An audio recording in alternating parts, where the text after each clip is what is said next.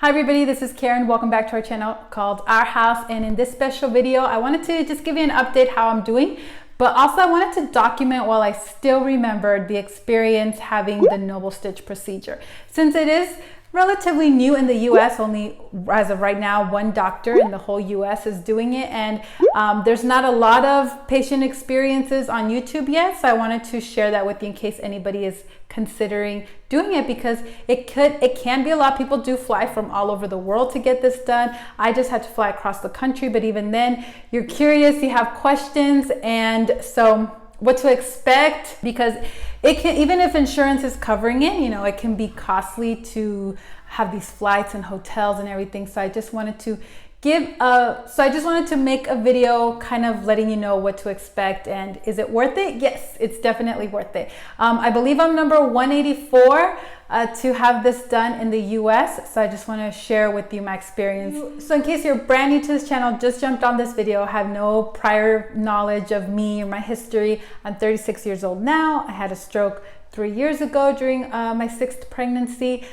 Due to a PFO that I didn't know I had. That was the first time I ever knew about it. They found it when they did the sonogram. And so during these last 3 years, I refused to be on blood thinners. I didn't want that. And I was also really uncomfortable with the current closure devices that were out there. The nickel ones, or the Gore, all of them gave me pause. I did a lot of research and I just didn't like the results of all the kind of trials or studies that they did. So really I just waited. I did baby aspirin here and there when I remembered, but I knew I needed to do something eventually.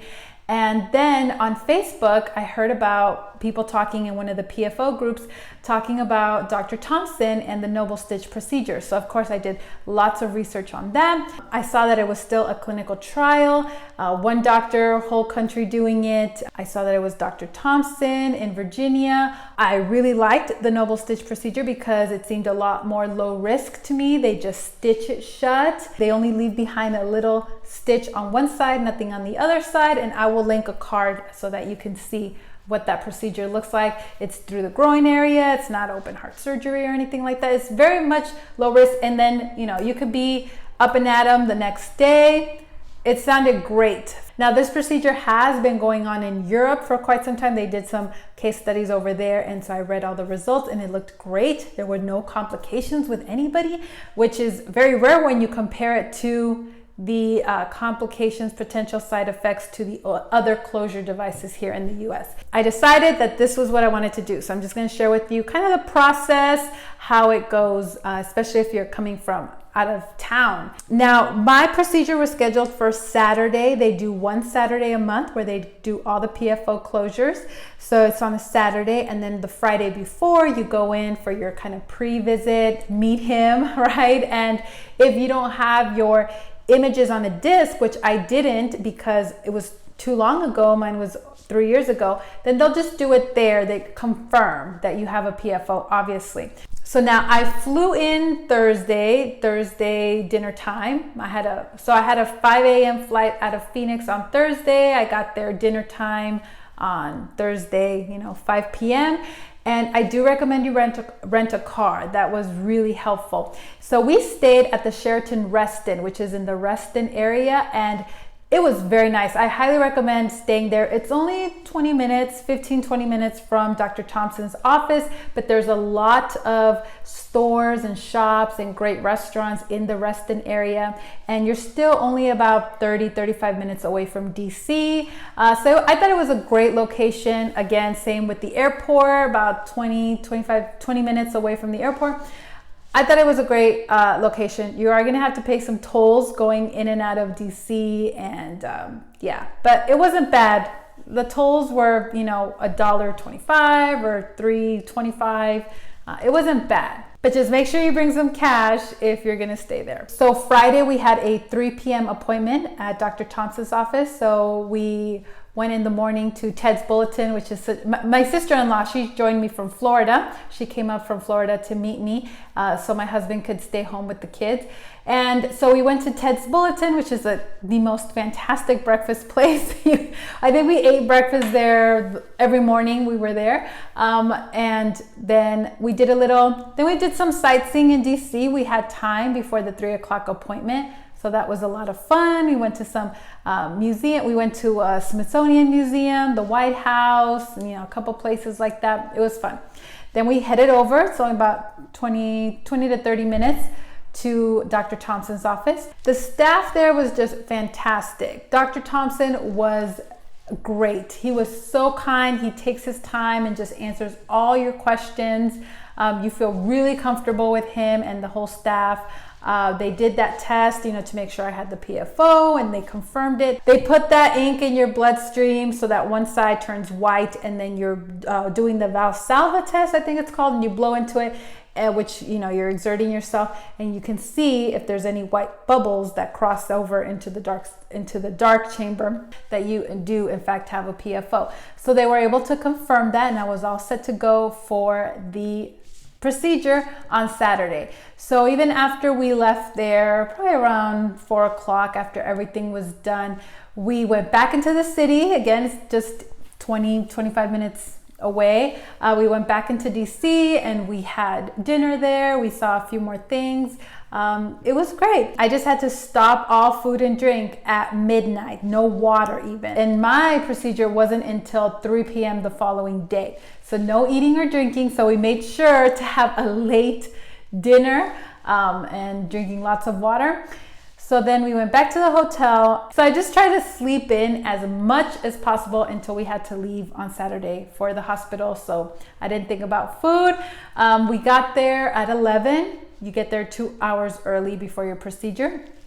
And I was supposed to go in at 1 to have it done. However, he was backed up that day. I think there was some of them took a little bit longer during the morning. So I actually didn't go in until 5:30-ish.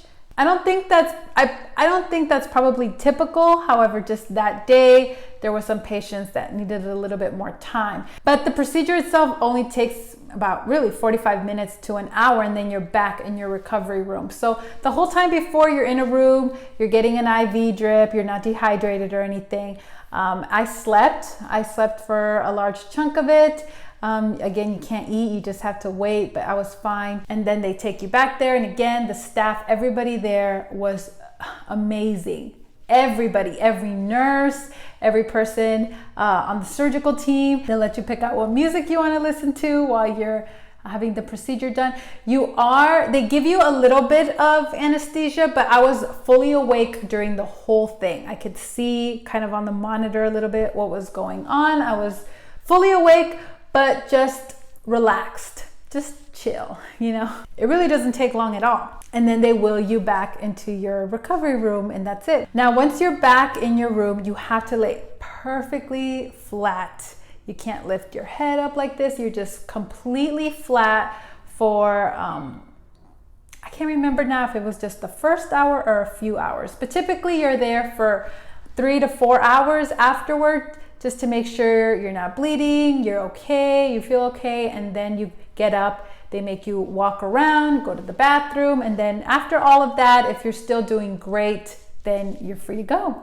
So obviously, coming back from the procedure, you're really hungry, right? And you can eat, except you can't really move around, you can't really lift up. So my sister-in-law had to cut up the food, the hospital food. It was pretty good, the chicken parmesan. She cut it up in little pieces and had to feed it to me, so I couldn't get up. You have to kind of chew laying down, and then water, the same thing. They have to give it to you while you're laying down.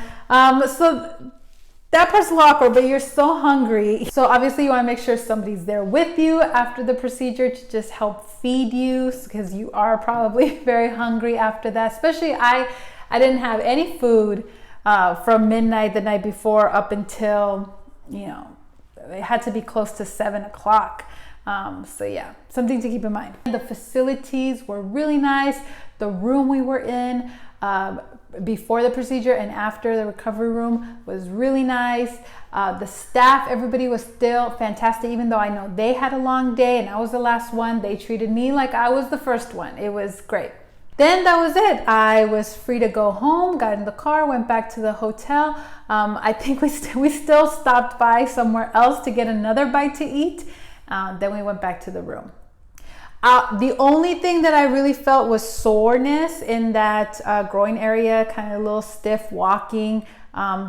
That's the only really thing I was sore. My legs were kind of sore, but I don't know if that was from the procedure or because my sister-in-law and I were riding scooters up and down the National Mall and around some of the monuments the night before. And obviously I'm not used to riding scooters much, so we had like death grips and we were very stiff on them. So maybe I was just sore from that.